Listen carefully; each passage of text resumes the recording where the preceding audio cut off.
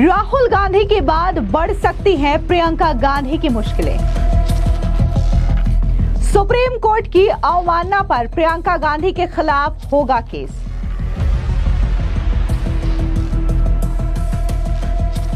प्रियंका वाड्रा के खिलाफ फूटा वकील मनन मिश्रा का गुस्सा।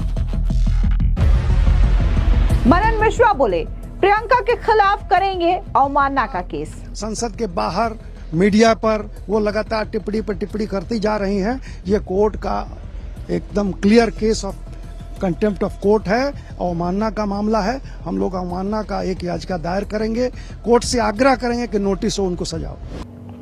कांग्रेस नेता राहुल गांधी को सुप्रीम कोर्ट से फटकार लगने के बाद अब उनकी बहन और पार्टी की सांसद प्रियंका गांधी वाड्रा की भी मुश्किलें बढ़ सकती हैं। दरअसल बार काउंसिल ऑफ इंडिया के चेयरमैन और बीजेपी के सांसद मनन कुमार मिश्रा ने इस मामले में उनके खिलाफ अवमानना की कार्रवाई का केस दर्ज करने की बात कर दी है। दरअसल बीजेपी के सांसद मनन मिश्रा ने कहा कि प्रियंका गांधी वाड्रा ने अदालत के खिलाफ सार्वजनिक रूप से और मीडिया में कई बयान दे करके कोर्ट की अवमानना की है और इसी वजह से वे लोग प्रियंका गांधी के खिलाफ इस तरीके की याचिका दायर करने वाले हैं। दरअसल आपको बता दें कि वरिष्ठ वकील और बीजेपी के सांसद मनन कुमार मिश्रा ने प्रियंका गांधी वाड्रा पर सुप्रीम कोर्ट की अवमानना का आरोप लगाते हुए कहा कि प्रियंका गांधी वाड्रा ने मीडिया के सामने कई सारे बयान देकर के कोर्ट की अवमानना की है, इसलिए हम लोग उनके खिलाफ एक अवमानना याचिका दायर करने जा रहे हैं, क्योंकि वो बिना ये समझे कि कोर्ट क्या कहना चाहता था राहुल गांधी से रिलेटेड इस तरीके का गैर जिम्मेदाराना बयान दे रही हैं।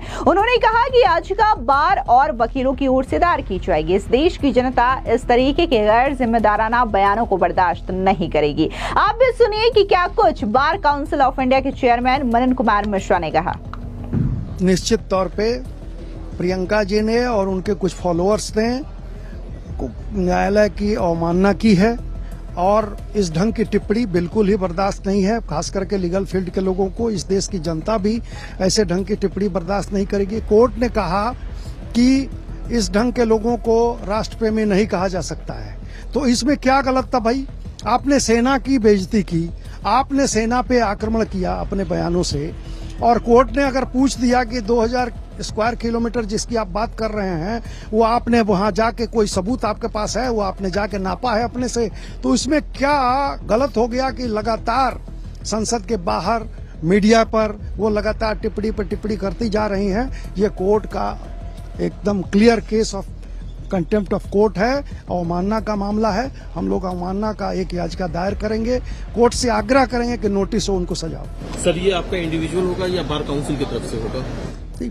बार के तरफ से होगा, बार काउंसिल हो, एसोसिएशन हो, लेकिन ये अवमानना का मामला बनता है। और जिस ढंग से वो बयान देके और पेपर्स में, न्यूज पेपर्स में, मीडिया में हेडलाइंस ले रही हैं कोर्ट का अवमानना करके, तो ये चीज हम लोग परमिट नहीं करेंगे, ये चीज हम लोग बर्दाश्त नहीं करेंगे। दरअसल आपको बता दें कि मंगलवार को प्रियंका गांधी वाड्रा ने अपने भाई राहुल गांधी के बचाव में उतरते हुए ये कहा था कि अदालत ये नहीं कह सकता कि कौन सच्चा भारतीय है और कौन नहीं है। प्रियंका गांधी वाड्रा ने कहा था कि वे नहीं तय कर सकते कि सच्चा भारतीय कौन है। एक बार प्रियंका गांधी वाड्रा का ये बयान सुनिए। They do not decide who a true Indian is, and it is the job of the opposition leader. It is his duty to ask questions to challenge the government. And my brother would never say anything against the army.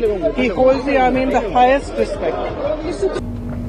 हालांकि जिस तरीके से प्रियंका गांधी वाड्रा ने court को लेकर के टिप्पणी की, उसके बाद से बीजेपी के कई नेताओं ने प्रियंका गांधी वाड्रा को आड़े हाथों लिया। उन्होंने साफ तौर से कहा कि जब निशिकांत दुबे ने वक्फ बोर्ड संशोधन को लेकर के एक टिप्पणी सुप्रीम कोर्ट पर की थी, तब तमाम लोगों ने निशिकांत दुबे के खिलाफ बयानबाजी की थी और बकायदा उनके खिलाफ अवमानना का केस भी कपिल सिब्बल और कई सारे एनजीओ और विपक्ष की पार्टी की ओर से दायर किया गया था। ऐसे में जब प्रियंका गांधी वाड्रा ने सुप्रीम कोर्ट को लेकर के इतनी बड़ी टिप्पणी कर दी है, तो ये तमाम एनजीओस कहां हैं, तमाम विपक्ष के वो नेता कहां हैं जो कि निशिकांत दुबे पर अवमानना का केस कर रहे थे, या फिर वो कपिल सिब्बल कहां हैं जो कि ये कह रहे थे कि निशिकांत दुबे कैसे सुप्रीम कोर्ट की अवमानना कर सकते हैं। तो अब प्रियंका गांधी वाड्रा पर भी इसी तरीके का केस होना चाहिए। इन सब के बीच में खुद बीजेपी के सांसद निशिकांत दुबे का बयान भी सामने आया और उन्होंने साफ तौर से कहा कि मैं इस देश के गरीब किसान का बेटा हूं, इस वजह से मैंने जब टिप्पणी की थी सुप्रीम कोर्ट के खिलाफ तो मेरे ऊपर केस हो गया था, लेकिन आज जब राज परिवार की बेटी इस तरीके की टिप्पणी करती है तो उनके खिलाफ कोई नहीं बोलता। सुनिए क्या कुछ निशिकांत दुबे ने कहा।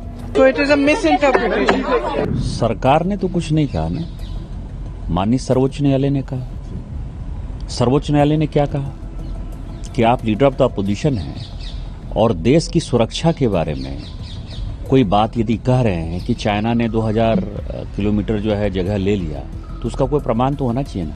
आपके पास एक फोरम है पार्लियामेंट, वहां बोलिए, आपको बाहर बोलने की क्या आवश्यकता है? ये तो देशद्रोह है, इस तरह का स्टेटमेंट जो है देशद्रोह है। लेकिन उसमें जो सबसे इंपॉर्टेंट है कि वक्फ पर इसी तरह का सुप्रीम कोर्ट में बहस चल रहा था। मालिया चक से, कालिया चक से, मालदा से, मुर्शिदाबाद से लोग भागकर जो है वहां दंगा हो गया था, वहां से लोग भागकर मेरे यहां आ रहे थे और मैंने ये कहा कि सुप्रीम कोर्ट जो ये टिप्पणी कर रहा है इससे जो है पार्लियामेंट के दिए बनाए हुए कानून पर जो है असर पड़ रहा है। इतना ही बात मैंने कहा। इसके ऊपर पूरी दुनिया में ह्यू एंड क्राई हो गया। आप ये समझिए कि ऐसा हो गया जैसे लगा कि संविधान खतरे में आ गया, मैंने अलग कह दिया। कपिल सिब्बल ने जो है एक बड़ा स्टेटमेंट दे दिया, रिजोल्यूशन पास कर दिया सुप्रीम कोर्ट बार एसोसिएशन ने, पीआईएल हो गया। पीआईएल के बाद ये देखिए 6 पेज का ऑर्डर जो है सुप्रीम कोर्ट के चीफ जस्टिस ने मेरे ऊपर जो है दे दिया, टिप्पणी कर दिया, जैसे लगा डिफेमेशन हो गया। आज कुछ नहीं हुआ। आपको नहीं लगता कि गांव से आया हुआ आदमी, यदि किसी का बैकग्राउंड नहीं है, किसी का बाप दादा चाचा मामा काका फूफा जो है कोई एमपी एमएलए नहीं है उसके परिवार में, यदि उस परिवार से आया हुआ कोई लड़का कोई टिप्पणी कर दे तो संविधान खतरे में। लेकिन राहुल गांधी का परिवार, गांधी परिवार या इस तरह के किसी बड़े परिवार के आदमी जो है यदि कोई टिप्पणी कर दे तो कोई किसी प्रकार का न मीडिया उन चीजों को लेने को तैयार है, न सुप्रीम कोर्ट संज्ञान लेता है, न बार एसोसिएशन कहीं है, न वकील का एसोसिएशन कहीं है, न कोई एनजीओ खड़ा हो जाता है। ये सबसे दुर्भाग्यपूर्ण है। हालांकि इस बीच निशिकांत दुबे ने कहा कि जिस तरीके से मेरे खिलाफ अवमानना की याचिका दायर की गई थी, तो ऐसे में प्रियंका गांधी वाड्रा की इस टिप्पणी को लेकर के सुप्रीम कोर्ट को भी स्वतः संज्ञान लेना चाहिए।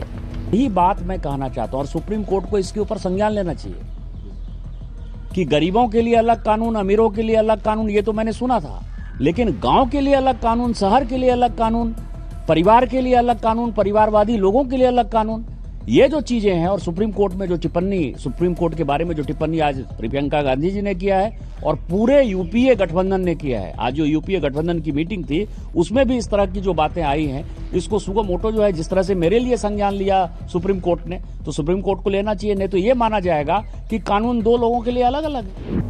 आपको बता दें कि इससे पहले सोमवार को सुप्रीम कोर्ट ने भारतीय सेना पर राहुल गांधी की आपत्तिजनक टिप्पणी पर कड़ी फटकार लगाई थी।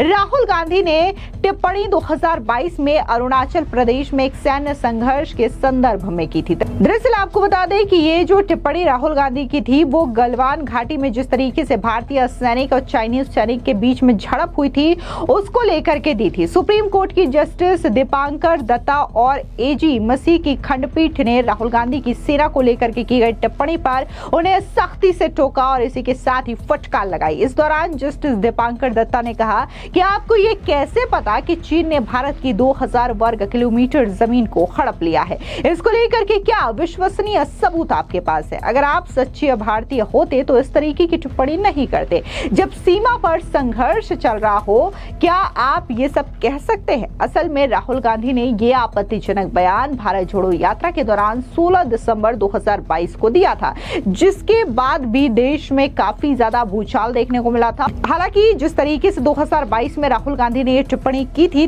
तब भी राहुल गांधी के इस बयान को लेकर के लोगों ने काफी ज्यादा विरोध किया था और ये सवाल उठाया था कि आखिर राहुल गांधी इस तरीके की बयानबाजी कैसे कर सकते हैं।